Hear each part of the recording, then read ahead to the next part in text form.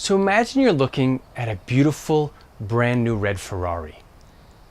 Just by looking at this thing, you know exactly what its purpose is, right? You understand that the purpose of a Ferrari is to drive fast. You sit in it, you push the gas pedal, and it takes you wherever you want to go in a tremendous amount of style. That's the purpose of a Ferrari. But let's say the Ferrari gets confused. Let's say the Ferrari one day hears a Lamborghini fly by, and he sees how fast and how much more powerfully the Lamborghini drives, and how differently it sounds. And it decides, I want to sound like that. Imagine if the Ferrari wanted to become a Lamborghini. What would the result be? Well, the result of that confusion, right? It's confusion because the Ferrari is a Ferrari. If the Ferrari wants to be a Lamborghini, it's a confusion because it's never going to become a Lamborghini. The result of that confusion is that the Ferrari loses touch with its purpose. And when the Ferrari gets lost in trying to become something other than what it is, then it doesn't get to drive fast. Then it doesn't even get out of the garage. Or maybe it's puttering along, but instead of being free to really channel all that fuel and suck in all that air and just burn and go, it's pondering. It's wondering, how can I rev my engine? How can I sound more like the Lamborghini? Should I turn sharper or... And it loses that feeling of living in alignment with who it really is. And because of that, it loses its purpose. And it no longer drives fast. And it no longer handles precision because it's confused and it's constantly comparing itself and trying to become something other than what it is. And getting lost in that confusion, getting lost in that story, drains your energy, right? Or imagine something else. Let's say you were a caveman. You never even knew what this thing was. So you didn't understand what the purpose of a Ferrari was because you grew up in the jungle. You've never even seen a car. So you had no concept of it. So when it started raining, you'd crawl in. You'd think, hey, the purpose of this thing is to keep me dry, to keep me warm.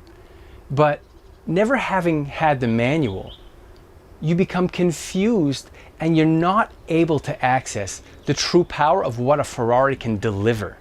Because the purpose of a Ferrari is to take you quickly from A to B in style.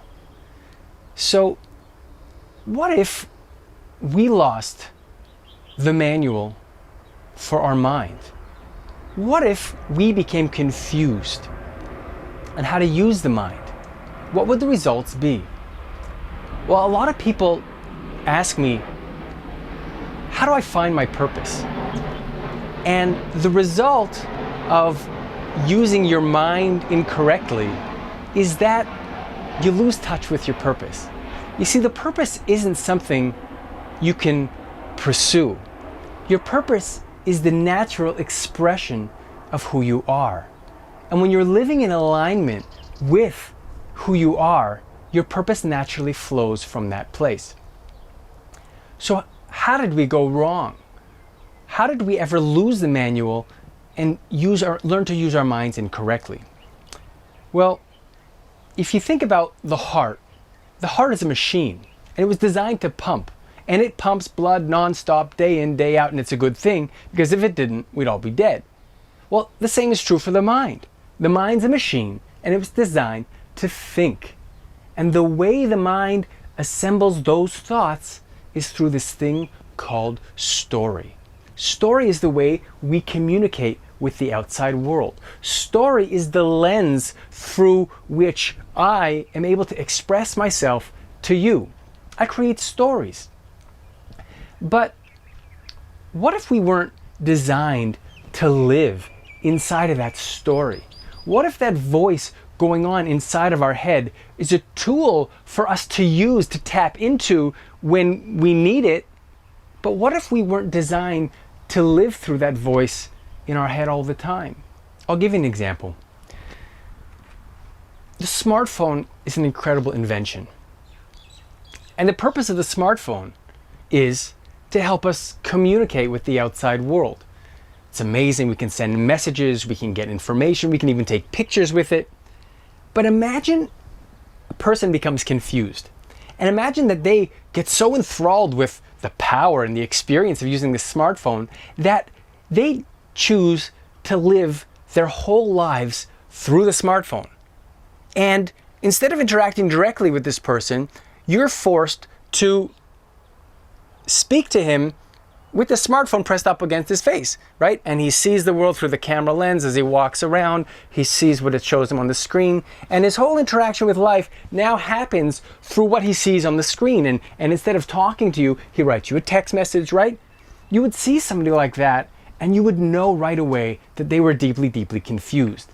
And the result of that, the result of being confused and using the smartphone incorrectly is that instead of enhancing your experience of life, which is what a smartphone is designed to do, instead of enhancing it, it would actually limit your experience of life. If I walked around and had a smartphone pressed up against my face, it would significantly inhibit the experience I would have with other people, my relationships. Everything would be reduced. Well, I think this is what's happening with our minds. You see, when you were a little kid, there was only one thing you were afraid of. It was losing love. Love was life. And so you're standing there in your crib and you want love or you want food. And it's not coming and you're crying. The mind, the child mind, comes up with a story. What do I have to do to survive, right? That's really the mind's job. Like the heart's job is designed to pump blood to keep us alive. Our mind is wired for survival. And the way that our mind works is it tells us a story trying to wrap itself around how we can survive in any given situation. And I think that's what's happened, is that we've lost the manual of how to use our minds to have the greatest experience of life. We've gotten lost in the story that we told ourselves about who we are when we were kids, and we never learned to transition out of that story. So we keep living that story of who we think we are or who we want to become. And the result is we lose touch with our purpose. So the way to find your purpose is to stop looking for it. Instead, learn to tune in to the natural essence of who you really are. And the way you do that is simple. Learn to notice the conversation that's going on in your mind. Instead of identifying with it, instead of thinking that the voice talking in your head is your voice, realize that you're the awareness that's able to notice that voice. And notice that the mind is doing its job by thinking and creating that voice, just like your heart is doing its job and it's pumping. Realize that you can choose when to use the mind and when not. And by learning to notice that conversation, by learning to disassociate you and your natural essence from that incessant talking and conversation that's always happening in your mind, when you learn to disassociate from that, the result is a tremendous amount of clarity and power. And I believe that when we're able to reconnect with the essence of who we are, without getting lost in the story that our minds are telling us about who we should be or who we need to be in order to be successful and happy, when we're able to tune out that conversation and just experience the power of who we are in this moment right now, the result is that your purpose will come through you. So what I want you to do is just learn to notice the conversation in your mind. Learn to notice when that little voice starts talking, but without getting all wrapped up or caught up in what it's saying.